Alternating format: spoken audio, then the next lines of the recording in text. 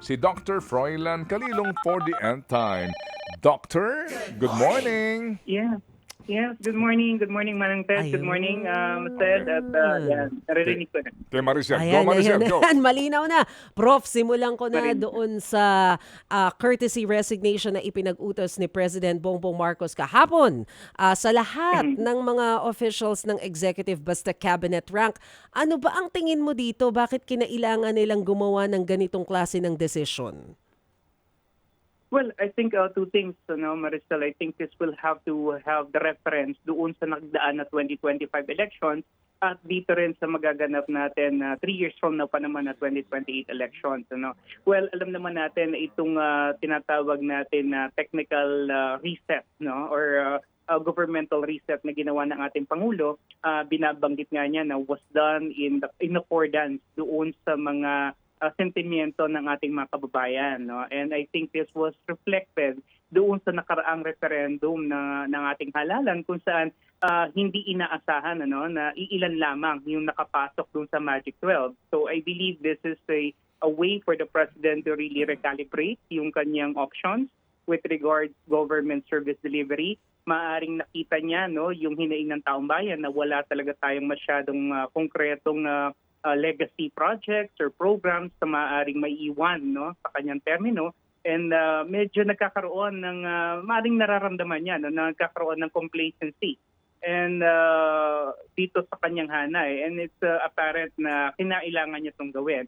Now, from another context, maaari rin naman na may mga political accommodation siya na gustong ilagay dito sa mga key government positions na to, sa several political power blocks that help him in the 2025 elections, pwede niya itong gawin din actually. Political accommodation referring dun sa mga tumakbo pero may 1-year ban pa yun kung sakali. No, not necessarily doon sa mga tumakbo, pero doon sa mga tumulong, mga regional allies para makakuha ng sapat na boto. Pero I think more than that, I think the President is portraying here the image na para siyang, hindi lang siya political leader, para siyang President CEO na gusto niya ng resulta, gusto niya ma-deliberate yung performance, gusto rin niya na makita, ma-recalibrate kung sino ba talaga yung hindi nagtatrabaho ng tama, and to make hard decisions. So this is giving, from a communication standpoint, maganda yung optics nito para sa ating mga kababayan that he is trying to change the image. Kasi yung imahe niya na masyadong mabait, medyo sinasabi ng iba, weak and indecisive. But then again, with this kind of pronouncement and this kind of initiative, medyo pinapakita niya yung other side niya, na kaya niyang gumawa ng mga hard decisions para magkaroon nga tayo ng mga sabihin na nating long-term gain. Sige, sisentro ko dyan sa sinasabi mo, Prof, na hard decisions. Pero hindi ba mas pagpapakita ng weakness na pina-courtesy call mo lahat ng cabinet members instead na, ikaw, hindi ka nagpe-perform ng maayos, sibak ka na? Well, pwede naman niyang gawin yon. That is within the purview of his power. Kanya lang, if that will happen or if kung yun ang gagawin niya, he may actually turn, more post and maaring maging kalaban niya pa to eventually later on. At least dito sa courtesy resignation, lahat sila, kung wala kang pinoint out, wala kang single out. And so, alam ng mga cabinet members na lahat sila apektado dito sa nangyari. So, walang kumbaga yung degree ng sama ng loob, hindi kasing taas as when you're going to single out one or two. So, another thing, yun nga, kinakailangan niya siguro talaga itong gawin para masiguro na merong mga mas maayos na i-replace. Kasi ang idea kasi rito, Maricel, is not really about the resignation. Ang tinitignan ko rito, yung replacement. Kung sino yung mga ilalagay dito sa mga positions na to at kung gaano kabilis mangyayari yung transition to better service delivery. Yun yung mas maganda natin siguro puntosan dito. Pero nabanggit mo kanina yung image. So paano makakatulong itong naging desisyon, direktiba ni President Bongbong Marcos doon sa imahe ng administrasyon? Well, basically, it shows or it demonstrates the idea, no, the optics that he is a president who listens, that he is a president who takes accountability for the shortcomings of his administration, at yung willingness niya, no, to create meaningful reforms para isaayos, no, yung kanyang panunungkulan. Let's face it. Nandito siya sa midterm ng kanyang panunungkulan. But you have to understand that going into the latter part of the fourth year and going into the fifth year, he already enters the lame duck phase of his presidency. And kung meron talaga siyang kinakailangan gawin na swift and decisive actions, it has to be done right now. Actually, medyo late na nga rin ito kung titingnan natin. It should have been done years ago, months ago. But then again, at least ngayon, nandito siya sa proseso na parang re-recalibrate niya yung kanyang gabinete. And siguro this is a way by which we could expect more meaningful outcomes or more tangible projects and policies from the president. Kasi nakikita ng mga ilalagay niya rito na talagang hands-on na siya, no? Na talagang nakafocus na siya. And ito naman yung gusto nating makita. Kasi for 1 year or so, masyadong naging focus ang administration na to doon sa political noise, no? Medyo na-set aside yung socio-economic imperatives. Kaya dito, kumbaga parang nire-realign niya yung kanyang vision, which I think is good. Oo, pero sabi mo nga kanina, Prof, ang idinahilan din ng Malacanang kung bakit nagpa-courtesy resignation sila ay dahil doon sa resulta ng midterm elections. Hindi nila na-achieve yung target nila na numero, particularly sa Senado. So ano ba yung nakikita mong dahilan? Bakit nga ba hindi nakuha ng administration yung target nila considering na nasa kanila yung lahat ng machinery, mekanismo na kailangan? Tama yan, Rizal. No? Number one, there are some internal factions, no? I mean, within the Alianza that made it seemingly difficult for them to consolidate yung kanilang efforts. No? That's one. Nakita natin na may mga internal defections, especially going to sa latter part ng kampanya. And this does not send a good messaging to the people na kung yung mismong slate mo hindi mo kayang ipag-unite, no? So there really some structural defects within the Allianza. Now, may mga exogenous variables din naman na tayong tinitignan, ano, kung bakit ganun ang naging performance nila. And some of these are actually beyond their control. Like for example, yung impeachment complaint, no, na nailatag. And then yung eventual arrest ni PRRD, no, former President Rodrigo Roa Duterte, also created a great deal of effect doon sa kanilang tsansa, no, because syempre may mga sympathy or protest votes naman talagang nakuha yung kampo ng dating Pangulo. And now, napapasok na yung Hunyo, magsisimula na rin yung impeachment trial against kay Vice President Sara Duterte. Paano ito makakaapekto doon sa sinasabi nating gustong mangyari ng administration na pagbabago ng imahe? Well, definitely. I think this is the reason why I think last Monday the president is already offering the hand to reconciliation. Ano? I am looking at it as the one way by which the president is telling us na sana wag nang matuloy yung impeachment. And I think itong kadahilanan nito ay dahil na rin or bunsod na rin doon sa magiging composition nung senator judges natin that will try the impeachment proceeding, kung saan maliwanag, no, na merong sapat na numero ang ating ikalawang Pangulo para sa isang potential or possible acquittal. At maring ito yung kumbaga ayaw mangyari ng ating Pangulo because it will further portray the government as weak, no? Dahil maaring magkaroon ng pagkatalo dito sa nakaambang impeachment proceeding na ito. Sa perception o perspektibo ng administrasyon, paano ba nila dapat tingnan, especially yung mga lumalabas na numero kay PBBM in terms of approval and trust ratings following nung mga recent decisions niya, yung mga decisions niya nung mga nakakaraang buwan? Well, I think the surveys always are there to actually guide decision making. You know, it's not there to be misconstrued as something that is just simply there to malign you or to complicate things or to criticize you. No. So kung ang ating administration, particularly ang ating Pangulo, will only be open-minded to the realities, no, as perceived nitong ating mga surveys na to, na talagang nagre-reflect naman doon sa sentimiento, doon sa ibaba, I think the President will have to make the necessary adjustments. And true enough, ito nga yung isa sa adjustments na nakikita natin. He is starting off with his first family, with the cabinet, kasi ito yung meron siyang direktang control, di ba?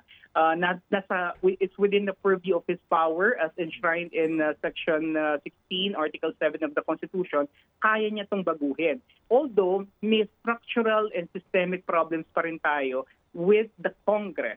Particularly, may mga allegations tayo rito, no, laban sa Kongreso at lalong-lalo na sa liderato nito.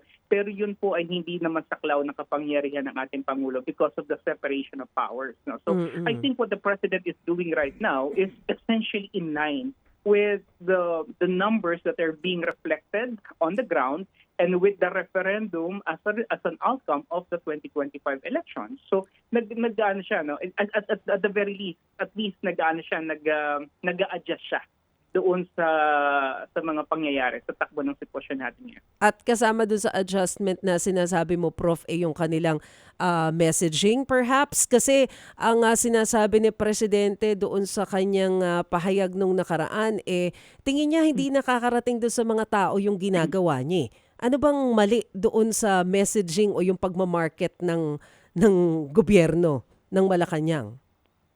Well, sa aking pananaw, kung meron naman talagang ginagawa, madali naman sigurong i-communicate ito. No? Mayroon silang kakayahan to be able to communicate it.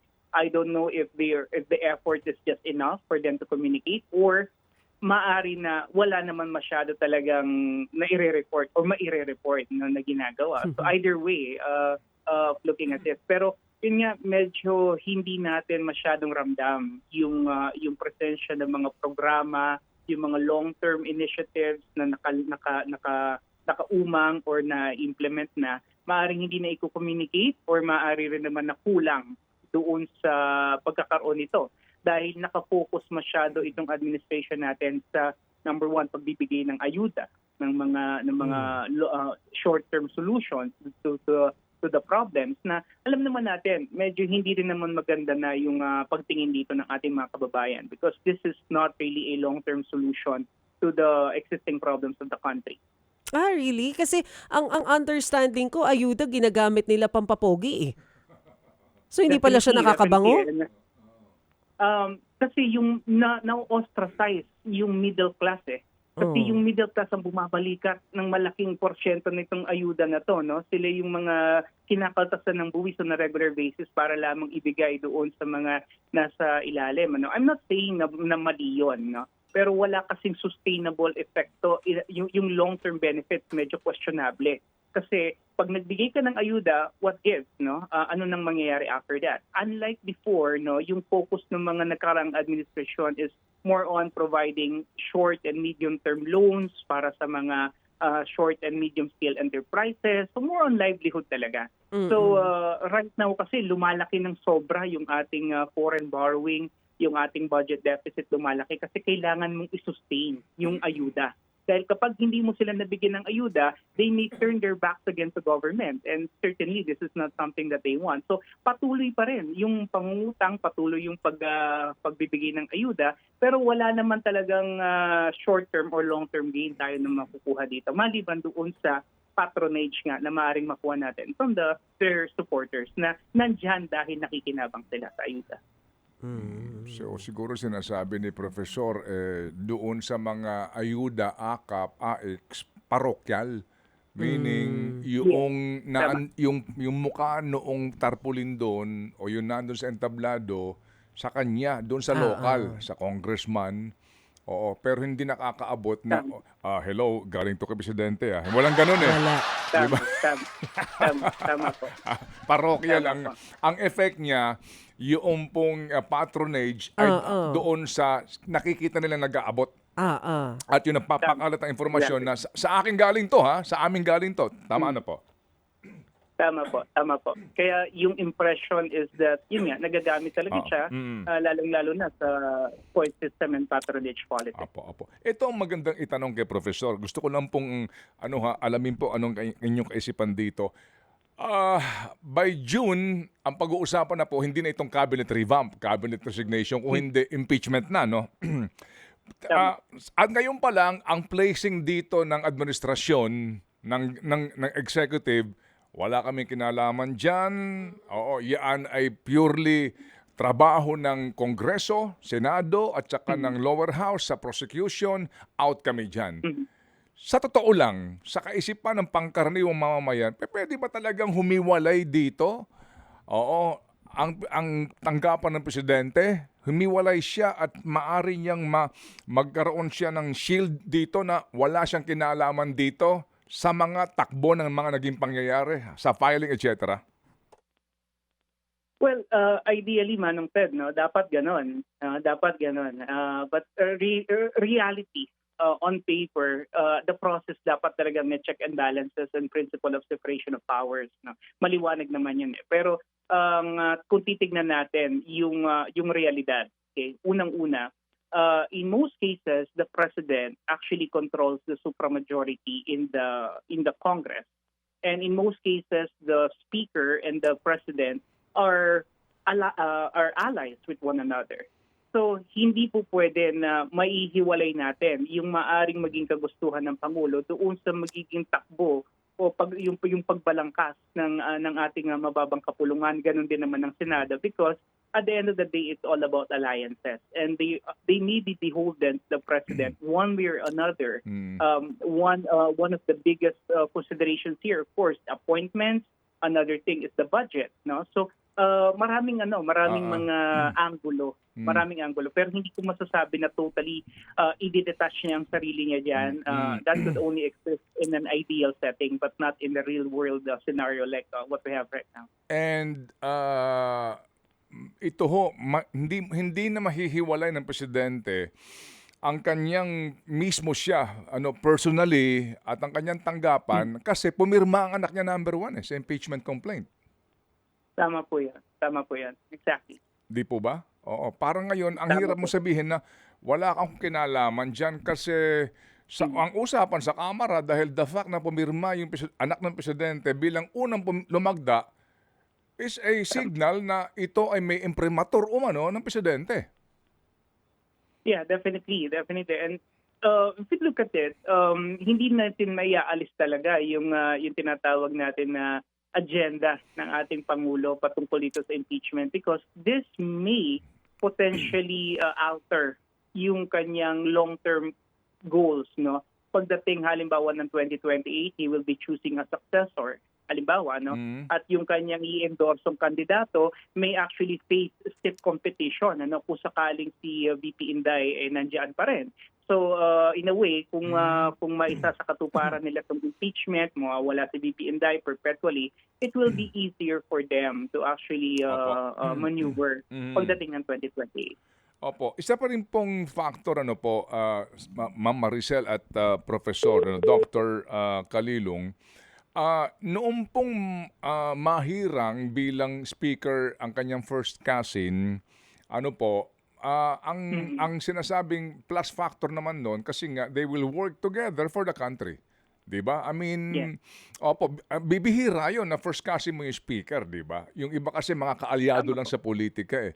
Opo. Pero hindi ba ngayon dahil sa usapin na ito, yung ingay sa politika, pagkakahati-hati, at sa mga pangyayari ngayon sa politika at mga desisyon na nagdaan, na ngayon the fact na yung iyong anak lumagda doon sa impeachment complaint, sa articles of impeachment, and then naging first cousin mo pa ang House Speaker, talagang hindi mo maiaalis ang iyong opisina at ikaw mismo dito nga sa mangyayaring impeachment, Professor? Yes, definitely. Hindi talaga maaring mangyari, na kahit sabihin pa ng ating Pangulo pa ulit-ulit na wala siyang kinalaman, wala siyang hand dyan. But the president is so powerful that to the point that he could immediately, kumbaga parang alter the course of the impeachment kahit doon pa lang sa konteksto ng Kongreso, doon sa level na yon kaya niya itong gawin. Pero the mere fact na hinayaan at nagpatuloy hanggang ngayon na Senado na, ibig sabihin, may kagustuhan ng ating Pangulo na talagang magpatuloy itong impeachment proceeding na to. So yun ang kanyang kaisipan. Kasi nga po, ito ho, mawalang galang lang po sa lahat. Kasi sa panayam, sinabi ng Presidente, ayaw niya ng gulo. Before pa to, yun na yung word niya eh. Ayaw niya ng impeachment. Di ba? Ito yung gugulo sa ating sitwasyon. Di ba yung sinasabi niya? Kaya nga din po nagkaroon ng malakihang rally po ang INC, di ba? Kontra sa impeachment, 'di ba? 'Yun ang kanyang narrative. 'Yun ang kanyang sinasabi sa publiko, and then last session hours ng ito pong bago mag-adjourn ng Kongreso, sinidie, nagkahain ng impeachment. So, yung pong ganong sinasabi sa nangyayari at eto ho na naman po tayo, anong tingin niyo dito sa kredibilidad ng Presidente? Well, yun nga, no? Sometimes it's really problematic sa politika. Minsan hindi yung realidad, kundi yung perception ng totoong nangyayari. Yun yung medyo mas mahalaga nating tignan. And then maliwanag naman dito sa atin that the President is really trying to backpedal from the impeachment because alam niya that the impeachment is purely a congressional prerogative. No? So ayaw niyang pangunahan ang Kongreso dahil ito ay kanilang function, no. But on reality and on paper, definitely meron siya ritong meron talaga siya ritong kakayahan. Yung nga sabi ko kanina, to alter the course of the impeachment, which he did not do. No, so in a way, talagang sometimes yung sinasabi taliwas doon sa ginagawa. And then nangyari pa itong The Hague transfer ng dating Pangulo. Doon ho That's ba, right. who is ultimately the one responsible? Yes. Professor, go ahead. Oo. Yeah. Of course, hindi natin maikakaila din that the president and the government actually dahil ang nag-orchestrate naman talaga nitong pag-aresto sa dating Pangulo mga nandoon na sa ilalim ng panunungkulan ng ating Pangulo. No? So I believe definitely that they have a hand on it and they could have decided otherwise. But yun nga, parang it's all water under the bridge right now. Yes, ma'am. Nakita naman Yes, nila sir. kung yung Opo. naging backlash effect nito, di ba? Oh, yes sir. So ito nga po, no return exchange na ito. Ito ngayon ang kinasadlakan ng sitwasyon ng ating presidente. Di po ba? I mean, to be more pragmatic about this discussion, Maricel, ito ngayon ang kanyang kinasadlakan. Yes. So ngayon, sabi ko nga, Professor, by June, ang pag-uusapan na natin ay impeachment, no? So ngayon, Professor, inaamin naman nila, bagamat may mga question legal dito eventually, tatawid dito sa 20th Congress. Definitely, di ba? Sa pagtawid nito, Professor, nagbilang ka na ba? Huwag na ho tayong magpatumpik-tumpik pa dito. Di ba? Ang kailangan po sa conviction, 16 votes. To acquit is 9 votes only. Nagbilang ka na ba, Professor? Kung ito po ay walang legal impediment, tatawid ito at magtutuloy ito. Ano basa mo dito? Huwag na natin pag-usapan yung mga ebidensya, ha? Kasi nga po, magiging depende yan sa public perception, sa public pulse, at magiging depende yan sa pag-manage ng kamakabilang kampo to influence the people, right? Sige. Ikaw, sa bilang mo dito, meron na bang enough to acquit the Vice President? Well, let's face it, Manong said, no, impeachment is always a political numbers game. And the way I see it, based on the results of the elections and the holdovers that are still in the Senate right now, I think there is a considerable number of supporters and allies that could potentially acquit the Vice President. And nasayin ko ito yung dahilan kung bakit last Monday, the President is already extending his hand to reconciliation. Maaring nakita na rin naman nila yung numero at maaring nagiging malinaw sa kanila yung magiging direksyon nitong trial na to. No? And if it so happens na sila ay matatalo dito, ma-acquit ang VP, again, it may potentially give them another problem. No? Natalo ka na, and then the Vice President is going to have her way to 2028. Again, medyo nagiging nagiging mahina lalo yung administration. So maaaring maging potentially problema nila to. Ngayon kung iuurong naman nila yung impeachment, maaari rin naman hindi rin magiging maganda yung impression nito sa tao kasi nung una sulong ka ng sulong, talagang lahat ng mga kaalyado mo sa Congress are very decisive about it. Tapos all of a sudden bigla mong iurong. So either way, the president's position here is, I think, not entirely very good. And this is based on the outcome of the 2025 election. So kung titingnan natin, kung pag tinahi-tahi mo siya, yung kanyang trust and satisfaction rating, yung naging resulta nitong nagdaang halalan, at itong maaring maging kahinatnan ng impeachment, all point out to the idea na maaring nasa losing side ang ating Pangulo. So gumagawa siya ngayon ng mga ways, mga mekanismo para iangat unang-una yung kanyang imahe at yung kanyang governance or leadership style para magkaroon yung publiko ng impression that he is under control. And one way by which he did this was yesterday's cabinet revamp. So meaning, Professor, I mean to